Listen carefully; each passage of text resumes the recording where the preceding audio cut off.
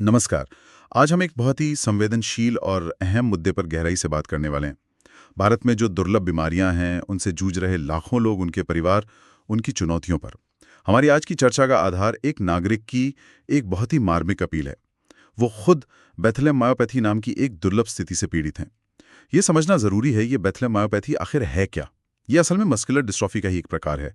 इसमें होता यह है कि शरीर की मांसपेशियां वो धीरे धीरे लेकिन लगातार कमजोर होती जाती हैं, सिकुड़ने लगती हैं। और उस अपील में उन्होंने रोजमर्रा की उन तकलीफों का जिक्र किया है जिनका सामना सिर्फ वो नहीं बल्कि शायद हजारों मरीज हर दिन करते हैं। जैसे ठीक से चलना पाना, बिना सहारे के खड़े होने में दिक्कत, अपने हाथ पैर हिलाना भी मुश्किल हो जाता है, और कई बार तो सांस लेना, जो हमारे लिए इतनी सामान्य बात है, वो भी एक संघर्ष बन जाता है। तो आज हम यहाँ क्या करने वाले हैं? हमारा मकसद है इस पूरी स्थिति को, इसकी तह तक जाकर समझना। भारत में ऐसी दुर्लभ बीमारियों के साथ जीना, इसकी असलियत क्या है, किस तरह की मदद या उपचार उपलब्ध हैं, और शायद उससे ज़्यादा ज़रूरी क्या उपलब्ध नहीं है, और सबसे अहम, व्यवस्था से, सरकार से और हाँ, हम सब से, समाज से क्या मदद मांगी जा रही है। चलिए इस पर एक विस्तृत चर्चा शुरू करते हैं। तो सबसे पहले वो जो व्यक्तिगत संघर्ष की बात है, उसे थोड़ा और महसूस करने की कोशिश करते हैं। बेथलेम मायोपैथी जैसी बीमारियां ये सिर्फ शरीर को ही तो नहीं तोड़ती, है ना?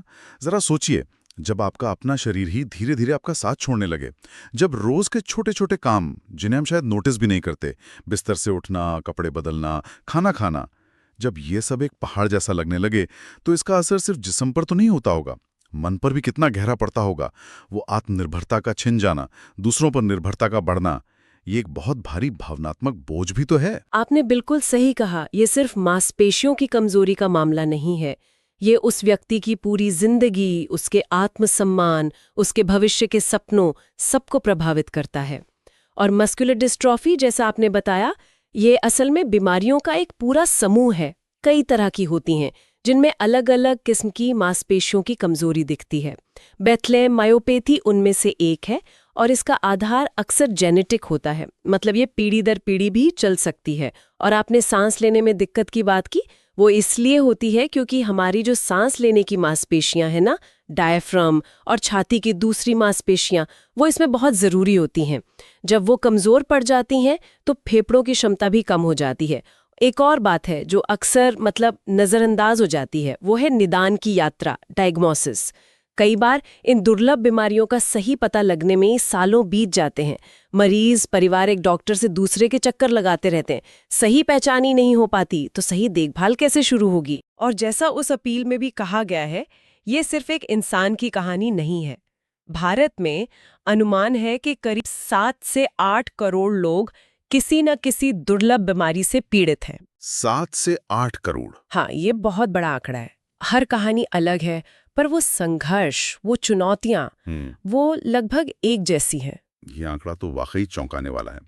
मतलब ये समस्या जितनी हम सोचते हैं उससे कहीं ज्यादा व्यापक है। व्यापक है। अच्छा, अब अगर हम इलाज पर आएं, उपचार की बात करें, तो शायद यहीं पर वो सबसे बड़ा विरोधाभास है ना। एक तरफ हम सुनते हैं कि भी मेडिकल साइंस तो कमाल कर रहा है, नई नई थेरेपी आ रही हैं। हाँ, बिल्कुल। और यहीं पर वो अंतर साफ दिखता है जिसकी बात उस अपील में की गई है। जब हम विकसित देशों को देखते हैं, अमेरिका, यूरोप, जापान, तो वहाँ बेथलेम मायोपैथी जैसी खास बीमारियों के लिए भी बहुत एडवांस्ड रिसर्च चल रही है। जीन थेरेपी पर काम हो रहा है। उसका लक्ष्य क्या है कि जो खराब जीन है ना, बीमारी पैदा करने वाला, उसे ठीक किया जाए या बदल दिया जाए। स्टेम सेल थेरेपी, उसकी संभावनाएं तलाशी जा रही हैं। शायद वो खराब हुई मांसपेशियों को ठीक करने में मदद कर सकें। और कोलाजन 6, ये एक ज़रूरी प्रोटीन है मांसपेशियों के लिए, उसकी मरम्मत पर भी रिसर्च हो रही है। ये सब भविष्य के इलाज हैं और क्रांतिकारी साबित हो सकते हैं क्योंकि ये बीमारी की जड़ पर काम करने की कोशिश कर रहे हैं। और इतना ही नहीं, मस्कुलर डिस्ट्रॉफी के कुछ दूसरे प्रकारों के लिए तो विदेशों में असरदार दवाएं आ भी चुकी हैं। स्रोत में स्पाइनल मस्कुलर एट्रोफी टाइप 2, मतलब SMA टाइप 2 का जिक्र था। उसके लिए ज़ोलजेंस्मा, स्पिनराज़ा, एवरेज़डी, ये दवाएं मौजूद हैं। जैसे ज़ोलजेंस्मा, ये एक जीन थेरेपी है, एक ही डोज में दी जाती है और ये खराब जीन की जगह एक ठीक जीन पहुंचा देती है। स्पिनराज़ा और एवरेज़डी अलग तरह से काम करती हैं। ये शरीर को ज़रूरी प्रोटीन बनाने में मदद करती हैं, उससे मांसपेशियां सुधरती हैं, बीमारी का बढ़ना धीमा होता है। ये दवाएं खासकर बच्चों के लिए उनकी जिंदगी बदल सकती हैं, उन्हें चलने फिरने, एक बेहतर जीवन जीने का मौका दे सकती हैं। ये सुनना तो वाकई एक उम्मीद जगाता है।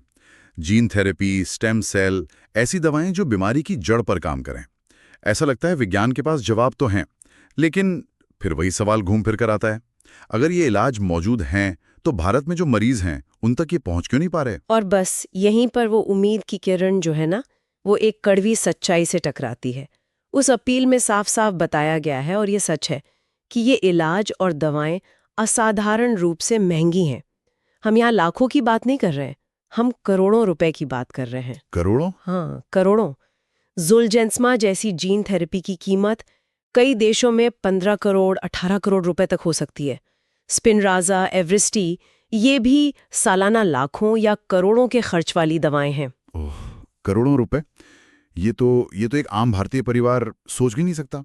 इसका मतलब तो ये हुआ कि विज्ञान की ये सारी तरक्की, ये उम्मीद, ये फिलहाल सिर्फ एक सपना है उन हजारों परिवारों के लिए जो भारत में इस मुश्किल से जूझ रहे हैं। बहुत महंगी होती है। फिर क्योंकि मरीज कम होते हैं, तो दवा कंपनियां अपनी रिसर्च और डेवलपमेंट की लागत निकालने के लिए हर मरीज पर दवा की कीमत बहुत ऊंची रखती हैं। नतीजा, ये जीवन बचाने वाली दवाएं होते हुए भी भारत में ज्यादातर मरीजों की आर्थिक पहुंच से मीलों मीलों दूर है। तो एक तरफ विज्ञान की जीत है, तो दूसरी तरफ पहुंच की एक बड़ी हार। तो अगर ये महंगे विदेशी इलाज और दवाएं ये फिलहाल पहुंच से बाहर हैं, एक सपने जैसे हैं जी, तो फिर भारत में जमीनी हकीकत क्या है? यहाँ जो मरीज हैं, उनके परिवार हैं, उनके पास असल में क्या विकल्प बचते हैं? उन्हें किस तरह की मदद मिल पाती है? भारत में स्थिति काफी चुनौतीपूर्ण है और विकल्प बहुत सीमित हैं, ये कहना पड़ेगा। जैसा स्रोत में भी बताया गया है, अभी जो मुख्य उपचार उपलब्ध है वो है फिजियोथेरेपी और सहायक देखभाल, मतलब सपोर्टिव केयर। फिजियोथेरेपी बहुत ज़रूरी है। ये मांसपेशियों में जो थोड़ी बहुत ताकत बची है उसे बनाए रखने में मदद करती है, जोड़ों को लचीला रखती है, शरीर की अकड़न कम करती है। ये बीमारी को ठीक तो नहीं करती, लेकिन हाँ, जीवन की गुणवत्ता बनाए रखने में और दूसरी जटिलताओं को कुछ हद तक टालने में सहायक ज़रूर होती है। और सहायक देखभाल, सपोर्टिव केयर में वो सब चीज़ें आती हैं जो मरीज को रोज़ की ज़िंदगी में मदद करें, जैसे चलने फिरने के लिए व्हीलचेयर या वॉकर, सांस लेने में मदद के लिए मशीनें जैसे बाइपैप, वेंटिलेटर, पोषण संबंधी सलाह। इसका लक्ष्य यही होता है कि मरीज जितना हो सके आरामदायक और सक्रिय जीवन जी सके। हाँ, कुछ दवाएं भी दी जा सकती हैं दर्द कम करने की या सूजन कम करने की, लेकिन ये सिर्फ लक्षणों को काबू करती हैं, बीमारी की जड़ पर इनका कोई असर नहीं होता। फिजियोथेरेपी और सहायक देखभाल, हाँ ये ज़रूरी है, पर जैसा आपने कहा ये इलाज तो नहीं है। क्या कोई और कोई संस्थाएं हैं, कोई संगठन हैं जो मदद के लिए आगे आते हैं? हाँ, बिल्कुल। भारत में कई गैर सरकारी संगठन हैं, एनजीओज हैं, पेशेंट एडवोकेसी ग्रुप्स हैं, कुछ फाउंडेशंस भी हैं जो दुर्लभ बीमारियों के क्षेत्र में बहुत अच्छा काम कर रहे हैं, सराहनीय काम कर रहे हैं। ये संगठन जागरूकता फैलाते हैं, मरीजों और परिवारों को सही जानकारी देते हैं, सलाह देते हैं, उन्हें सरकारी योजनाओं से जोड़ने की कोशिश करते हैं और कभी-कभी थोड़ी बहुत आर्थिक मदद जुटाने का भी प्रयास करते हैं।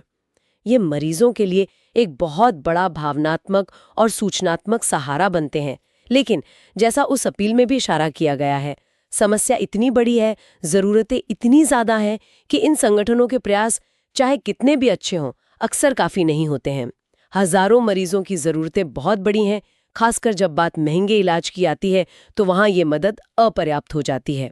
और वो जो विदेशी दवाएं हैं, उनको भारत लाने का क्या कोई रास्ता नहीं है?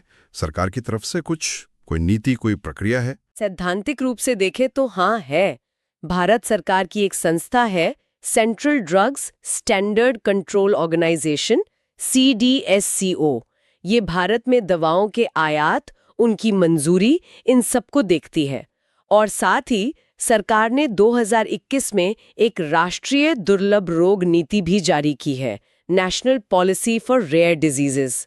इस नीति के तहत कुछ दुर्लभ बीमारियों के लिए विदेशों से दवाएं मंगाने या यहीं बनाने को